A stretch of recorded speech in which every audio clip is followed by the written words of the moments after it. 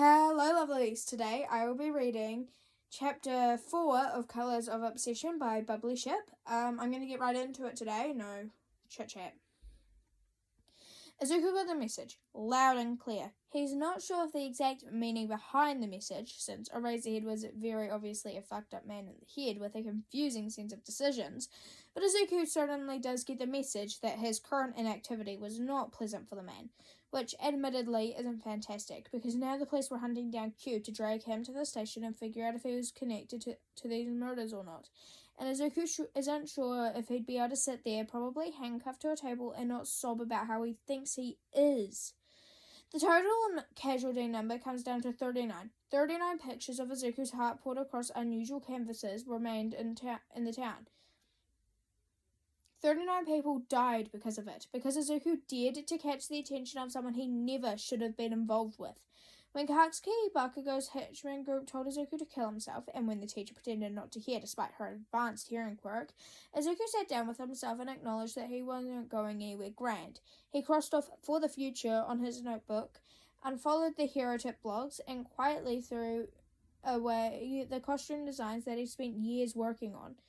Midoriya wasn't going to be a name remembered, most likely. He wasn't going to UA, he wasn't going to become a hero, he wasn't going to do anything big or important in his life. The town of Mustafu infected its residents with insignificance, and Izuku wasn't able to escape, much like almost everyone else. So he hunkered down, accepted the small and pitiful fate, and drew until his joints ached and his fingers bled. Q wasn't an artist who was going to be adored. It was a figure who drew glossy-eyed little girls in white dresses that made his chest ache with familiarity, while he tried to cling to one of his few reliefs in this old, forgotten corner of life. Q is not meant to spawn the interest of that man that led to 39 deaths in one day to lure out the artist. And yet, they don't tell the police. The moment they find out Izuku is quirkless and associated with Eraserhead briefly for a minute, they would arrest him. Wouldn't matter how much of a victim he was quirkless, doing illegal art, and inadvertently caused innocent civilians to die. He considers telling Hitoshi's parents because Izuku would adore an experienced adult's input on this, but chooses to bite his tongue and refrain. Telling people and involving them could spread the disease known as Eraserhead's attention, especially since Hitoshi was also involved since he was the local villain fan and Q lookout. There is no way in hell Izuku was going to drag his friend along for the bumpy ride. He'd rather throw himself off a cliff. Hitoshi looks less than thrilled with the news. He looks like he may throw Izuku off that imaginary cliff with his own bare hands. Izuku points at him. No. We're not arguing about this. Izuku was halfway done packing his bag again, having accidentally spilt its contents all over the floor when he kicked it underneath his bed a while ago.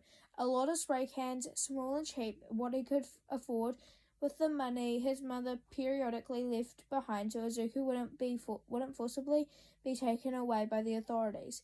There's a can of pepper spray that he bought ages ago as well, along with an old notebook for when he was craving a sketch or quirk ramble.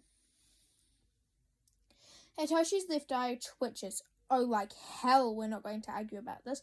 Bullcrap. Yes, we are. You can't just march around outside alone with Eraserhead after you for hell knows why, and the police for even dumber reasons. Taking you along, Izuku argues back, shoving 2 more cans of green into his bag, is just as bad as going by myself. You can get hurt. I'd rather one of us on his radar than both. Hitoshi grinds his teeth together, a habit of his, when he was really upset or stuck with something he couldn't quite figure out. Izuku can remember countless times in the classroom slaving away at an exam or pop quiz and hearing it from a few rows behind him.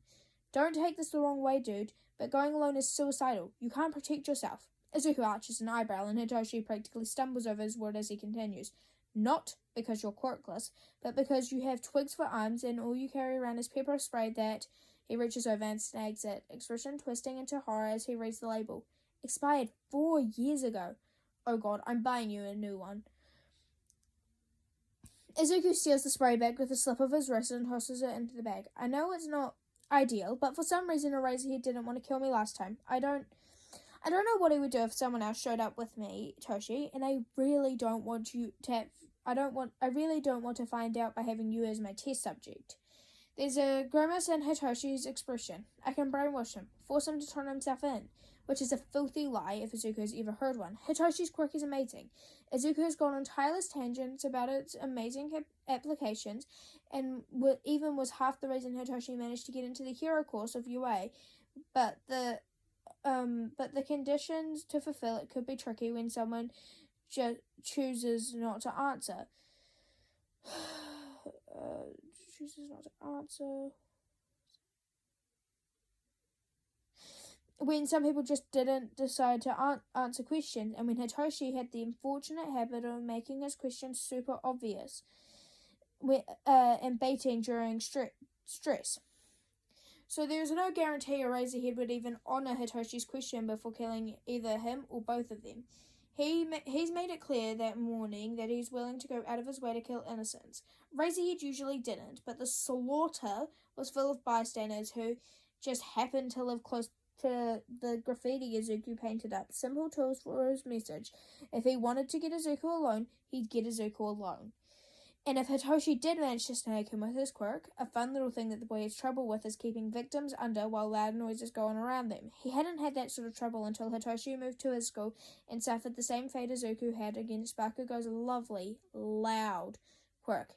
Any loud noises had Hitoshi out on defense, and more often than not caused his focus to stutter and quirk to drop away from a target. If they did get Eraserhead under the quirk, and if they wanted to make sure he got taken in by the police, they'd have to sit by as sirens bled and hope to the gods above his quirk sticks. Then get taken in by police, probably get figured out, and off to jail they go. If Izuku managed to get Hitoshi arrested, he'd probably have a mop thrown at him too. It doesn't help that Izuku's carrying out a phone that he stole from his mum's bottom drawer ages ago that's way out of date and isn't compatible with any of the new apps like trackers or location sharing ones. So Izuku can't even share his location with Hitoshi other than constant updates and hope that would be enough. Hitoshi isn't dumb, and he clearly knows that what he just said was bullshit as he spits it out. He looks defeated, teeth against teeth, as he grinds away, as if trying to file both throws through sheer will. If I need your help, I'll call you, Izuku says, and if I need you to call the police, I'll text you my location. I have my pepper spray, and hey, maybe it's more painful the longer out of date. Hitoshi snorts. I'm sure it will. The laugh he gives is dry and falls flat near the end. They both linger in silence. Usually it was comfortable. Today it was anything but. I can't just sit here and do nothing, Izuku, Hitoshi mumbles, falling back into Izuku's creaky office chair. Yeah. I don't know. And his chest melts from the aching pain of his friend's voice. I can't just sit here and twiddle my thumbs while you run around with a crazy serial killer on your tail. That's not right, Izuku. Izuku feels a lump in his throat. You're right, it's not. He falls back against his old, worn mattress in defeat. If it comes down to it, I'd like to have you around so we could get away with your quirk. But even if he does respond, it's a one-time ace. Eraserhead was smart. It was smart, Toshi. You should have seen it in his eyes. I could tell. There was an indistinguishable air around Eraserhead that couldn't be put into words. A surprise ice cream flavour no one could even try to guess. He picked apart Izuku piece by piece in the minute or two they spent talking. His quirk had something to do with eyes, which is good, considering the pepper spray would probably be very effective. But the man knew things. He wouldn't be one of the most powerful villains that went under the unusual radar without good reason. His stare was creepy, Izuku can remember, when he used to be more open about quirk studying while he stared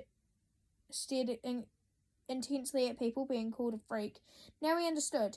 If that was the kind of intense gaze he gave others while scribbling away in his notebook, he had a lot of people to apologize to. Hitoshi's quirk could very well work once, but it wouldn't work twice. Not on someone observant like Eraserhead. It'd be foolish to throw in that card right at the start.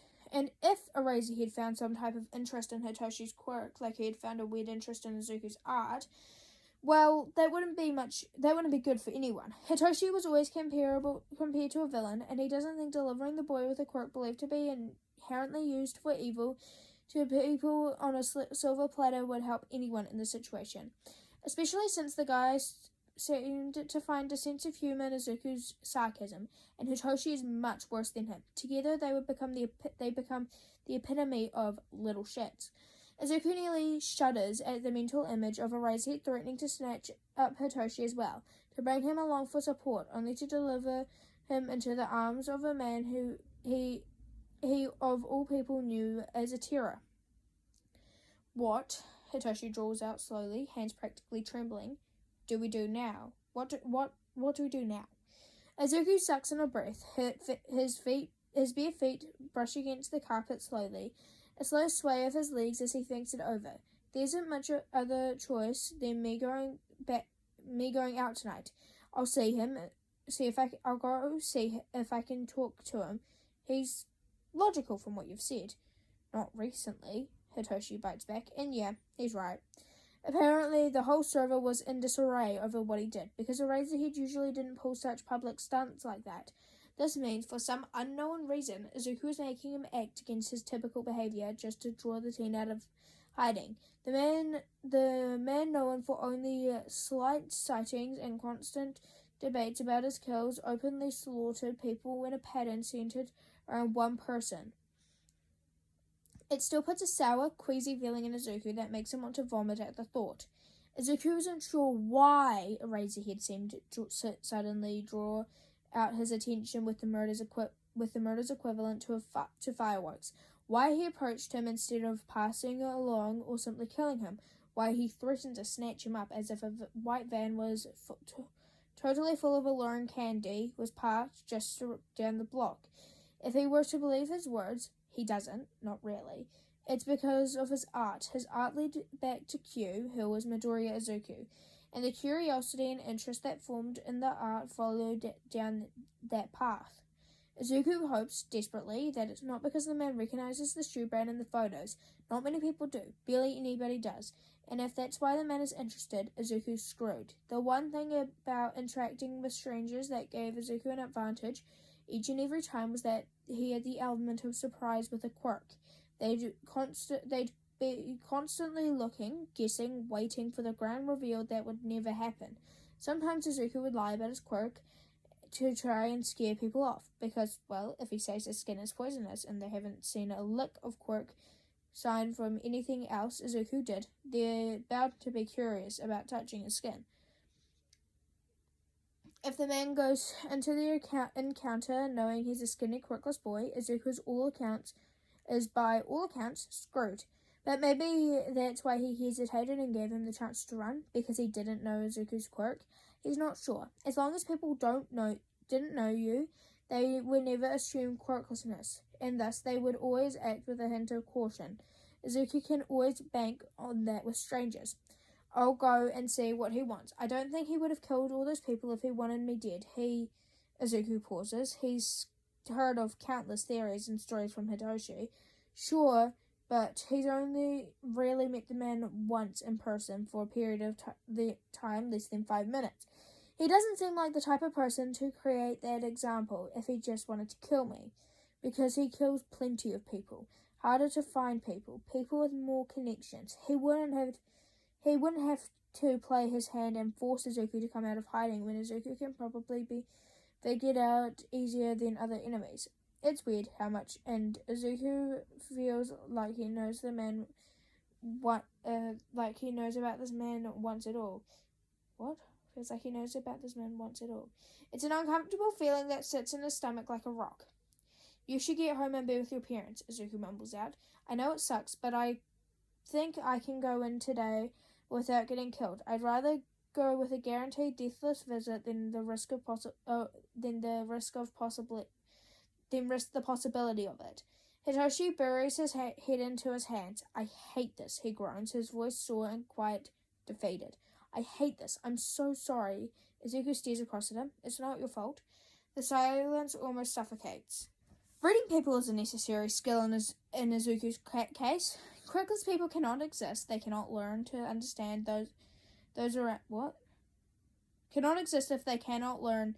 Quirkless people cannot exist if they cannot learn to understand those around them. Those who are safe to reveal their status to, and those who are not.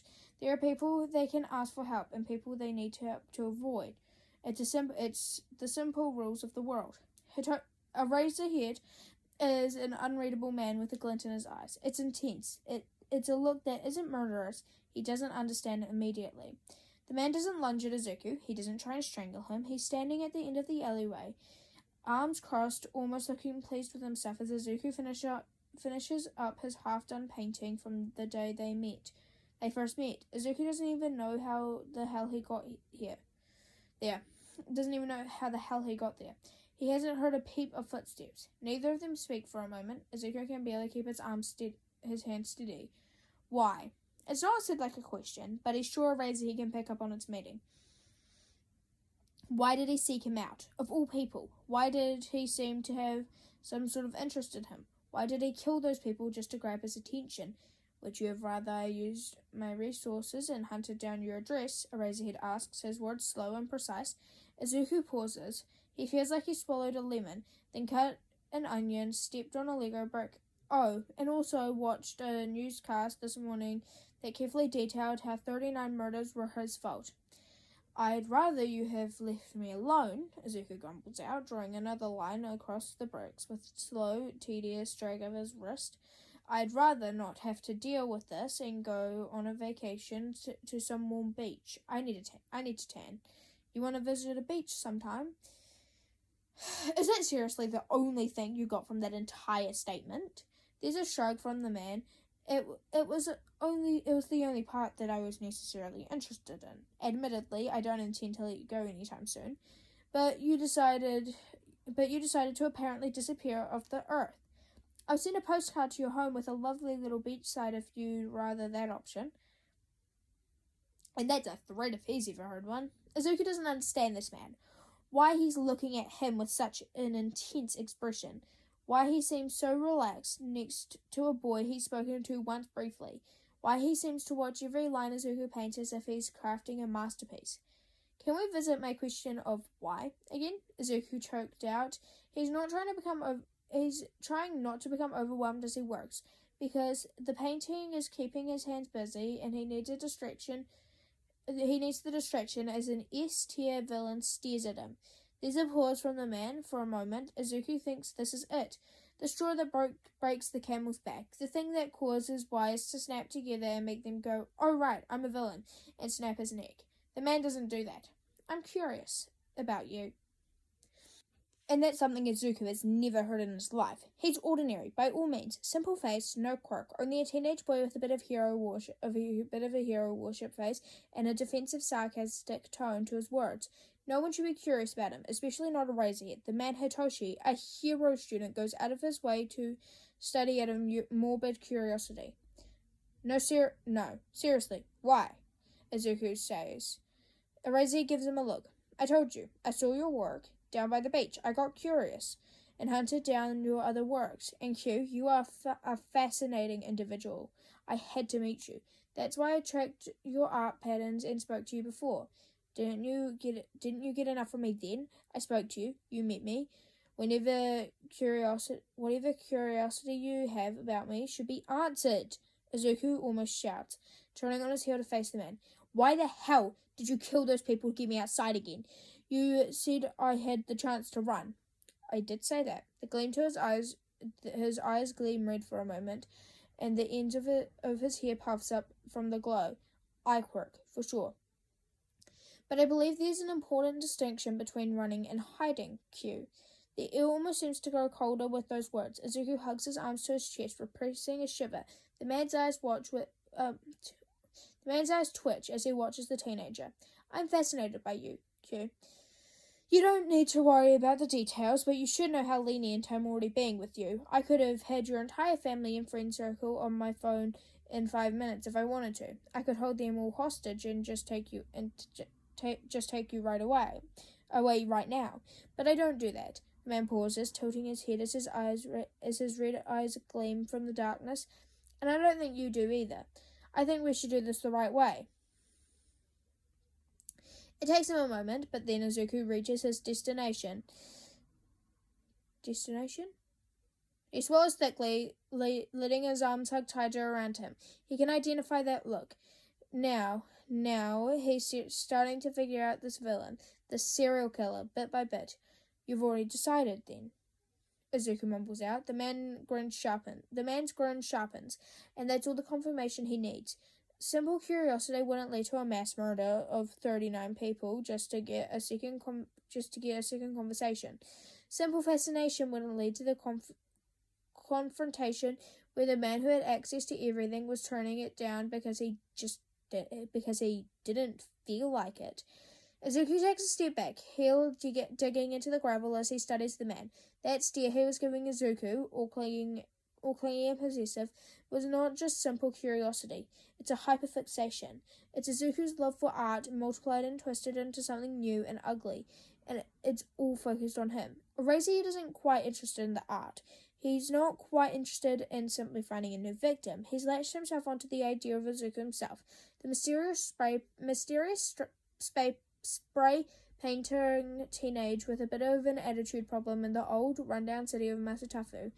Why remains unknown. What path led Eraserhead to this conclusion was likely a twisted, long, winding one that just happened to be and Izuku. It's probably one that was years in the making, and Izuku just happened to be the unfortunate victim that caught his gaze. A boy who tried to be a little honest to the world and at the wrong place and at the wrong time, with a secret or two on his shoulders. It's why Eraserhead wants to deny himself the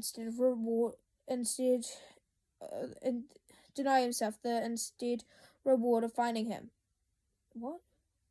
Wants to deny himself the instead reward of finding him through his resources. Why he went out of his way with an outlandish show of ability, taking the lives of so many innocents, just to draw his attention. Izuku is a puzzle box he wants the thrill of unlocking and owning. Izuku is sure the monster of a villain has an army of workers at his disposal to hunt down the one single graffiti artist in some forgotten place in Japan. But he doesn't. He's reframing because it'd be that much sweeter to get this reward personally. And Izuku almost laughs bitterly, because this man has no idea what type of boy he latched onto. He's a quirkless decker with mommy issues, even worse, daddy issues, and no future ahead of him. He's not a secret prodigy. That has to be it, right? No one loves someone just because they do. Or as he'd probably formed some grand idea of a teenager that was meant for greatness. He's so enthralled by the puzzle on the box that he doesn't realize it's stinking of mold. Izuku hates him already. No. The man stares. At the very least, he's waiting for Izuku to speak. Izuku isn't sure if he likes that consideration or not. It makes them feel used, gross, and abandoned all over again. The other kids beat him up for the temporary sense of power. This was just the same situation. Why did he think an S-class villain would be any different from middle schoolers? They're both using Izuku for a short burst of thrill. He hates it. I won't play your game. You're chasing a dead end with me. Izuku tells him honestly. I'm not going to follow along with and force myself to make art while you try to hunt me through the streets like some sort stalker. I'd rather you just come to my house and kill me. There's a gleam in his eyes. He's looking up at Izuku. Down him, and back up. His expression is still weird and off, almost inhuman. No, I won't. I won't ever do that. Well, I'm not going to play your game. I don't make art when I don't feel like it, and I'm not going to force myself to parade around once a week so you can feel like a cat after a mouse. Izuku isn't really sure where he's getting all his confidence from. Maybe it's because he got the confirmation the man doesn't actually know who he is. Maybe it's because he keeps thinking of Futoshi, tucked away into Izuku's hand-me-down office chair feeling useless. Maybe it's because he's been done for years, and he's not going to let a stranger ruin the one thing that makes him feel like he isn't there just to die. I draw out when I want to. I can't control you chasing me, Izuku says, but I'm not going to force myself to paint. That ruins the fun of it. You ruin the fun of it, so I'm going to ruin your fun. And it's an act of incredibly big brain energy, or more likely unfathomable stupidity. Izuku reaches up and drags down his hood, revealing his face through the shadows of the cramped, suffocating alleyway, his prison, and possibly his resting ground for when he took his last breath. Izuku Midoriya. There. I live alone, so there's no one who really threaten, and my quirk status is so empty that I go by Deku. Congrats! I just ruined your fun. Hitoshi probably would have killed him if he heard that sudden confession. Hitoshi's mum would have somehow found a way to wrap that damn broom around his neck and to strangle him. Either way, he saves it, because he's already so done. The person that would have been hurt if Eraserhead had gotten bored of him wouldn't have been his mother. It would have been Hitoshi, who swings by his house practically every day, and if chasing the thrill of getting the unknown, curiosity-inducing teenager killed 39 people, he's not interested in expanding his own lifeline to only get more people killed. Once he's realized that this man's goal was, he realized bitterly, just how much of his death was sentenced into stone. Either he gets it out of the way now and gets no one else killed, or he plays the game